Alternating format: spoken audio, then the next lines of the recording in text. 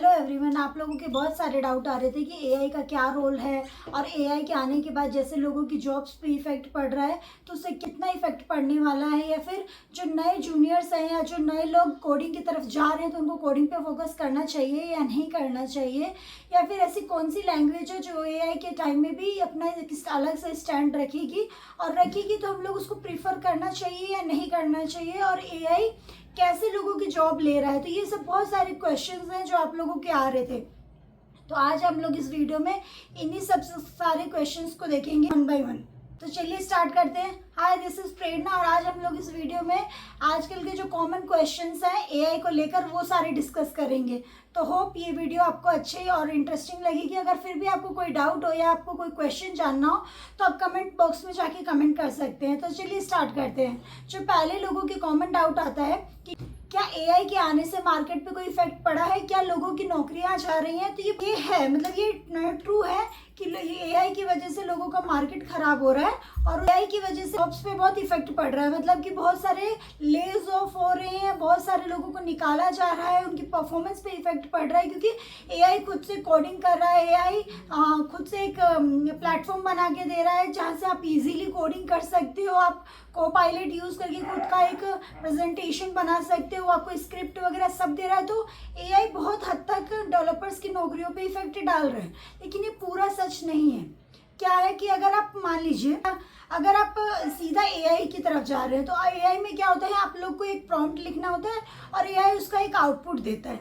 लेकिन वो जैसे मान लीजिए आपने कोडिंग का कमांड दिया और उसने एक आउटपुट दिया, लेकिन अगर आपको कोडिंग का आइडिया नहीं है, आप एक नॉर्मल डेवलपर हैं, तो आपको कैसे पता चलेगा कि वो कोड सही है या गलत है, वो फ्रंट एंड का कोड है या बैक एंड का कोड है। आपको कोई आइडिया नहीं रहेगा क्योंकि आपको उसका बेसिक्स पता ही नहीं। आपने कोडिंग के जो आप डायरेक्ट जाके प्रॉम्प्ट लिख रहे हैं, आपको ये आइडिया ही नहीं कि कोडिंग काम कैसे करता है। अगर आपने वो कोड कॉपी करके पेस्ट किया और अगर वो कहीं ब्रेक डाउन हो गया या फिर और कुछ इशू आया, अगर वो ब्रेक हो गया तो आपको कैसे पता चलेगा कि वो किस वजह से ब्रेक हो रहा है, कहाँ उसका यूआई काम करेगा, कहाँ वो बैकएंड काम करेगा, कहाँ उसका डिस्प्ले काम करेगा, कहाँ उसका मॉडल काम करेगा।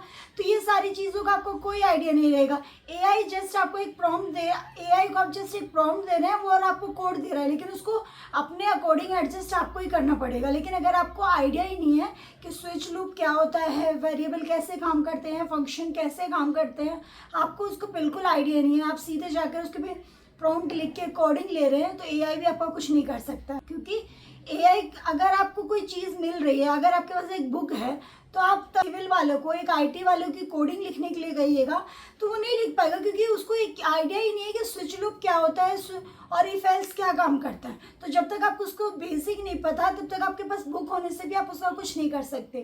तो आपको आइडिया लग गया होगा कि एआई कैसे काम करता है अब आईटी के फील्ड में। अब जो नेक्स्ट क्वेश्चन आता है कि क्या आईटी का जॉब उस पर इफेक्ट पड़ेगा, डेफिनेटली पड़ेगा, लेकिन वो उन लोगों के लिए पड़ेगा जो बिल्कुल फर्क पड़ेगा, लेकिन उन लोगों पे ज़्यादा फर्क पड़ रहा है जो दूसरी टेक्नोलॉजी, मतलब कि वो अपने आप को इवॉल्व नहीं कर रहे हैं। वो सिर्फ एक, जैसे मैंने रिएक्ट सीख लिया तो मैं रिएक्ट की ही उसके पीछे पड़ी हूँ, मैं कुछ नई टेक्नोलॉजी पे जा नहीं रही हूँ, मैं कुछ नया सीख नहीं रही हूँ, मैं एआई को रिएक्ट को एआई से जोड़ नहीं रही हूँ, मैं अपनी टेक्नोलॉजी को लिमिटेड कर दूंगी तब मेरी जॉब्स पे इफेक्ट पड़ेगा। पर अगर मैं अपनी टेक्नोलॉजी को एआई से, एमएल से, या जो नई नई टेक्नोलॉजी आ रही है अगर आप उससे जोड़ते जाएंगे तो आपकी कोई भी इफेक्ट नहीं पड़ने वाली आपकी जॉब पे। नेक्स्ट क्वेश्चन आता है कि हम लोग कौन सी लैंग्वेज सीखें एआई से हम लोग सेफ रहें। तो ऐसे आप लैंग्वेज पर डिपेंड नहीं करती, आप कोई भी लैंग्वेज उठा सकते हैं। अगर आपको फ्रंट एंड पे इंटरेस्ट है तो आप फ्रंट एंड का उठा लीजिए, HTML, जावास्क्रिप्ट और कुछ भी। अगर आपको बैकएंड में इंटरेस्ट है तो आप बैकएंड का कुछ भी उठा सकते हैं, एंगुलर, जावा, कुछ भी उठा सकते हैं। अगर आपको मोबाइल में इंटरेस्ट है तो आप फ्लटर, रिएक्ट नेटिव कुछ भी उठा सकते हैं। तो वो आप पे डिपेंड करता है कि आपका एरिया ऑफ इंटरेस्ट क्या है। इस पे डिपेंड नहीं करता कि एआई को क्या चाहिए, क्योंकि एआई तो सब में काम करेगा और आपको सबका कोड आना चाहिए। तो जब बेसिक चीज़ है कि आपको एआई से ज़्यादा इस पे फोकस करना है कि आपकी लर्निंग कैसी है।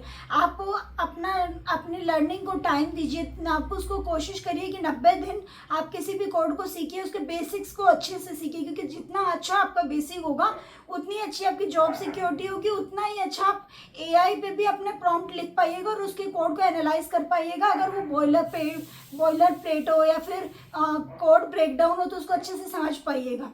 तो ये आपको अगर चाहते हैं कि आपका सेफ रहे एआई के मार्केट में, तो आपको अपनी टेक्नोलॉजी को एआई से मर्ज करके चलना पड़ेगा।